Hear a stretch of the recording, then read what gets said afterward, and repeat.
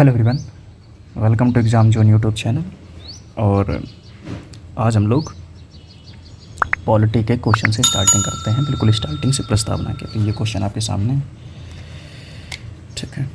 बहुत simple question है कि संविधान की प्रस्तावना के महत्वपूर्ण शब्दों को गिनाइए तथा इनमें से किन्हीं दो पर चर्चा कीजिए। तो बहुत सिंपल है कि जो शब्द हैं उनके बारे में चर्चा करनी है और फिर किन्हीं दो पर विस्तृत रूप से चर्चा करनी है, ठीक है। 10 मार्क्स का है और 150 वर्ड्स में इसको लिखना है। तो थोड़ा बहुत मतलब 1-2 पॉइंट्स में हम लोग संविधान की प्रस्तावना के बारे में बताएंगे, फिर कुछ पॉइंट्स में महत्वपूर्ण शब्दों के बारे में, और फिर किन्हीं दो पर चर्चा करते हुए कंप्लीट कर देना। लेकिन अगर ये सारी बातें लिखेंगे तो ये 150 शब्द से भी ज़्यादा निकल जाएगा। तो समेकन किस प्रकार से किया जाए तो उस चीज़ पर भी ध्यान देना है। तो महत्वपूर्ण शब्दों को लिखेंगे नहीं बल्कि उनको कोट करते हुए चलेंगे, एक डायग्राम के थ्रू महत्वपूर्ण शब्दों को सिर्फ बता देंगे, उसके बाद आगे अपन बढ़ जाएंगे, ठीक है। तो इसमें कुछ विशेष नहीं करना है, बस सिंपल सा क्वेश्चन है। प्रस्तावना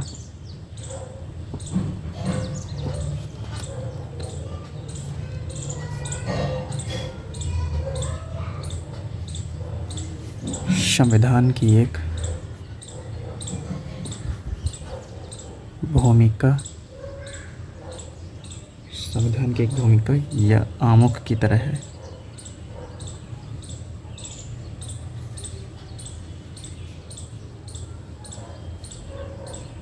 यह आमुख की तरह है जिसमें संविधान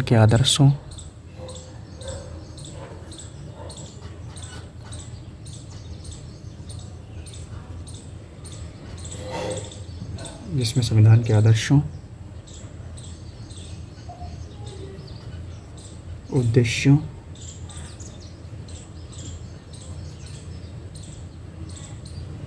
शासन प्रणाली का स्वरूप,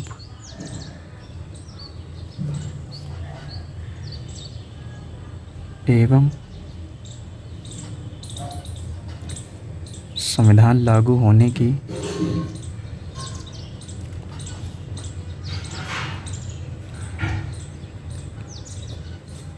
तिथि का वर्णन है। तो ये कह सकते हैं छोटा सा इंट्रोडक्शन हो गया, ठीक है, उद्देशिका के या प्रस्तावना के महत्वपूर्ण शब्द। प्रस्तावना के मुख्य शब्द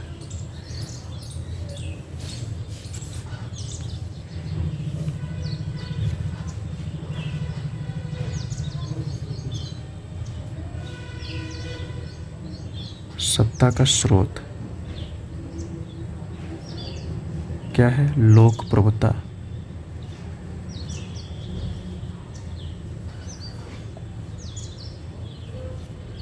सत्ता का स्वरूप कैसा हो?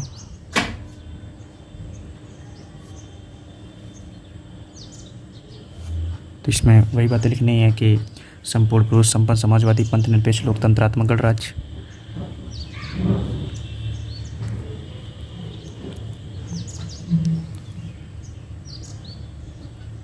संपूर्ण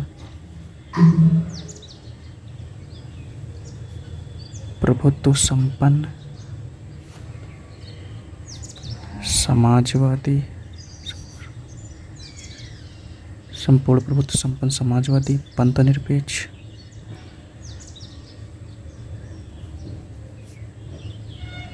लोकतंत्रात्मक गणराज्य।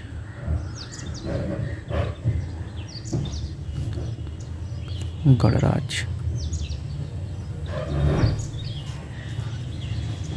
ठीक है। अब सत्ता का उद्देश्य क्या है?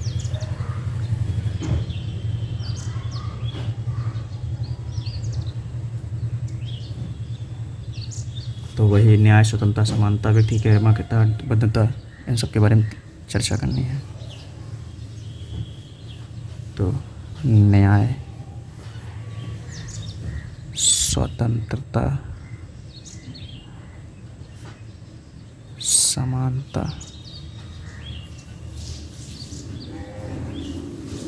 व्यक्ति की गरिमा,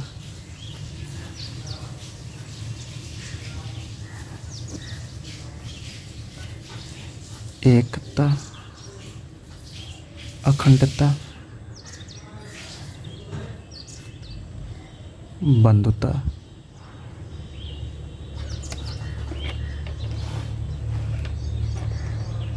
अब किन्हीं दो पर चर्चा करनी है, ठीक है, तो किन्हीं दो आदर्शों पर चर्चा करनी है। अब अपने पास इतने आदर्श हैं, या कह सकते हैं ये प्रमुख शब्द प्रस्तावना के, तो अपन एक तो समाजवादी पर चर्चा करेंगे और एक पंथनिरपेक्ष पे, ठीक है। तो दो बातों पर चर्चा कर लेते हैं। तो सबसे पहले पंथनिरपेक्ष।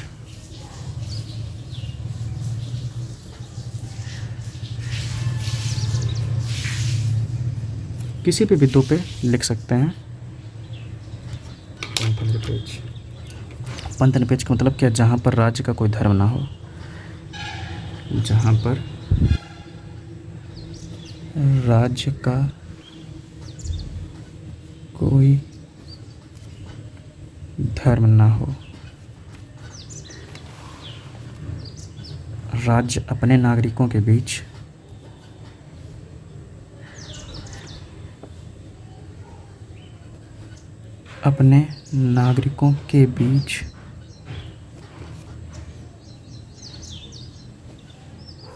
धर्म के आधार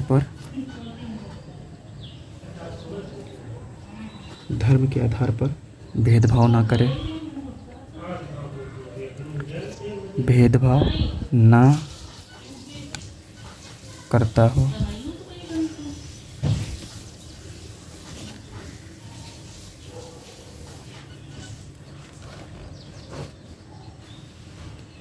सभी नागरिकों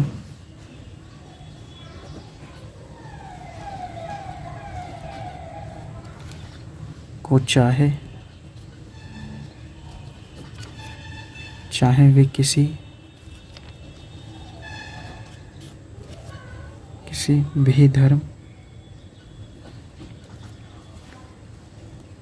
के अनुयायी हों,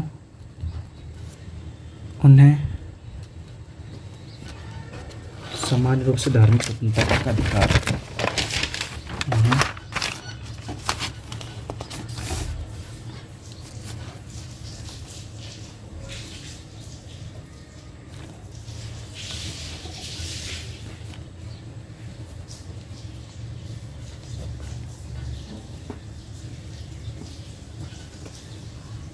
अधिकार प्राप्त हो, ठीक है। तो ये हो गई।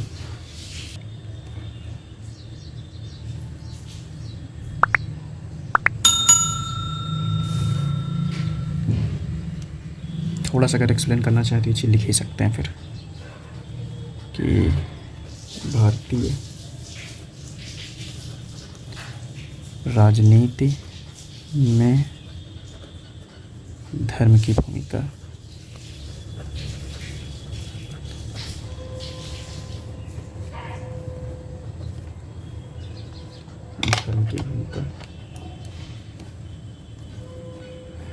तो भारत में राज्य का तो कोई धर्म है नहीं, तो हम लोग पहले चर्चा कर सकते हैं। भारत में राज्य का कोई राजकीय धर्म नहीं है, नहीं। भारत में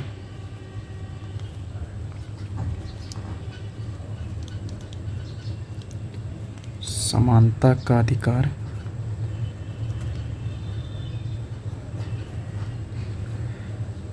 एक मौलिक अधिकार है, एक मौलिक अधिकार। समानता का अधिकार एक मौलिक अधिकार है,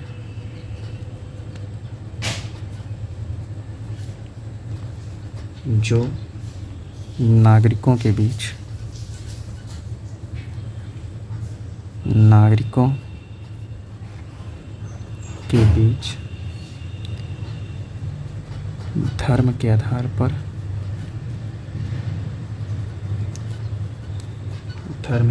पर भेदभाव की मनाही करता है। भेदभाव की मनाही करता है। ये बात हो गई। लेकिन किंतु व्यवहार में अनेक रूपों में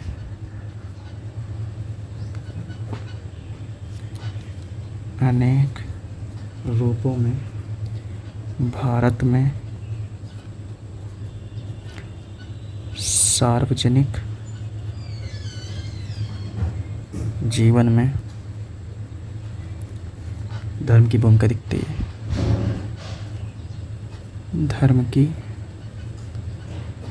भूमिका दिखती है।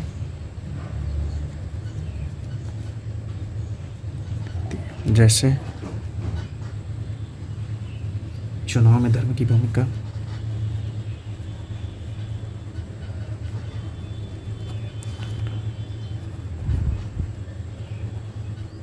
अब ये भी 3 प्रकार से दिख सकते हैं। एक प्रचार के माध्यम से, उम्मीदवार के चयन से, जनता के मतदान में, ठीक है, और दूसरी मंत्रिपरिषद के निर्माण में।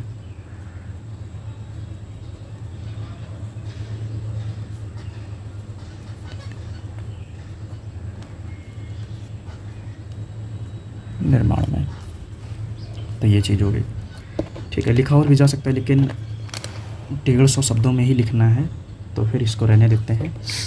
अब नेक्स्ट पॉइंट अपना जो है समाजवाद, उस पर चर्चा करते हैं। समाजवादी या समाजवाद, यह एक विचारधारा है।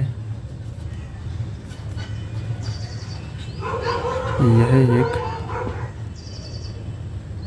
विचारधारा है जिसे वर्ष 1966 में 42वें संविधान संशोधन के द्वारा जोड़ा गया था।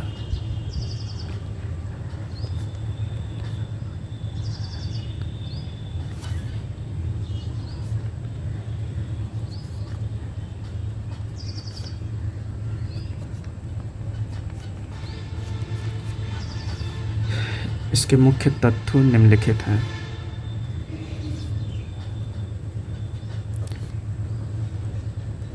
इसके मुख्य तत्व निम्नलिखित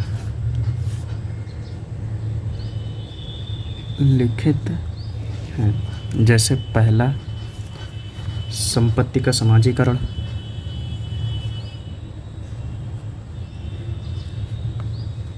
संपत्ति का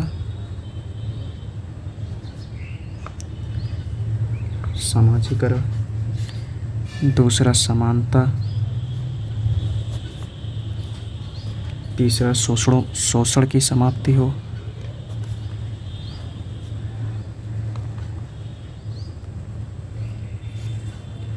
ठीक है, मजदूर और वंचित वर्गों का कल्याण हो, ये भी लिख ही लेते हैं पॉइंट। मजदूर और वंचित वर्गों का कल्याण। देखिए, इतना सिंपल क्वेश्चन आएगा नहीं, ठीक है, लेकिन करना क्या है कि इन्हीं छोटे छोटे क्वेश्चनों को लिखते लिखते आप एक दिन बड़े उत्तर को भी कह सकते हो लिख पाएंगे। ठीक है, अब निष्कर्ष भी लिखना है हमको इतने में ही, और इतने में ही समाजवाद की बात को भी समाप्त करना है। तो फिर एक भारतीय समाजवाद कैसा है या कैसा हो। भारतीय समाजवाद, आय की असमानता को कम करना है। आय की असमानता को कम किया जाए। ठीक है, जीवन स्तर की गुणवत्ता सुधारी जाए। जीवन स्तर की असमानता को कम करना है। असमानता को कम करना है और मजदूरी एवं वंचित वर्गों का कल्याण। ठीक है, वही चीज़ एक तरीके से। ठीक है, तो इसको रहने देते हैं बस। निष्कर्ष के तौर पर ठाकुर भार्गव दास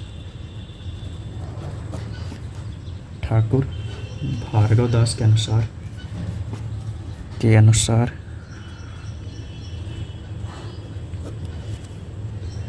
प्रस्तावना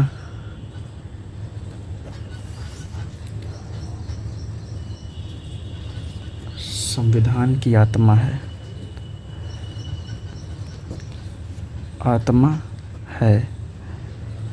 तथा इसमें स्वाधीनता आंदोलनों की झलक दिखती है। स्वाधीनता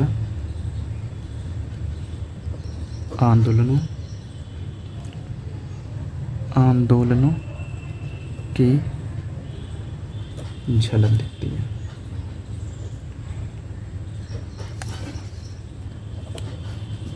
तो ये बात हो गई। ठीक है, अब क्या करना है कि आप अगर उत्तर लिख रहे हैं, ठीक है, तो इस टेलीग्राम ग्रुप पे आप सेंड करें। यहाँ पर आपके उत्तर की जांच हो जाएगी। ये टेलीग्राम चैनल है, कोई भी पीसीएस या यूपीएस से संबंधित कोई भी जानकारी आती है वो यहाँ पर संप्रेषित कर दी जाती है, तो इसको भी ज्वाइन करें। फेसबुक पेज को भी लाइक करें, इंस्टाग्राम पेज को भी लाइक करें और हमारे साथ जुड़े रहने के लिए चैनल को भी सब्सक्राइब करें, शेयर करें, लाइक करें। यूट्यूब चैनल एग्ज़ाम जोन को भी